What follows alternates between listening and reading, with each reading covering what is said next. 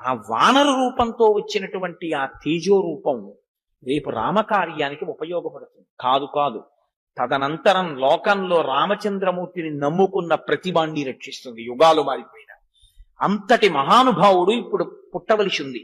వీర్యవాన్ బుద్ధి సంపన్న తవ పుత్రో భవిష్యతి, మహాసత్వో మహాతేజ మహాబల పరాక్రమ, లంఘనే ప్లవనే చైవ భవిష్యతి మయా సమః.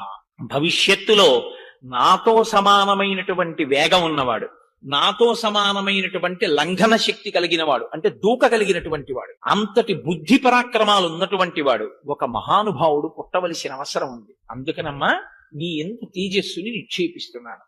ఇప్పుడు తల్లి అంతటి మహాపురుషుడికి తల్లి కావడానికి అంగీకరించింది. ఎందుకని? ఆమెకి వానర రూపం శాశ్వతం కాదు, ఆవిడ విడిచిపెట్టేస్తుంది. శాపవశాత్తు వచ్చినటువంటిది కాబట్టి కొంతకాలం తర్వాత వదిలేసి పుంజకస్థలగా వెళ్ళిపోతుంది, మళ్ళీ అప్సరసగా వెళ్ళిపోయినా ఆవిడ కీర్తి లోకంలో శాశ్వతంగా దేని వల్ల ప్రకాశిస్తుందంటే ఆంజనేయుని తల్లిగా.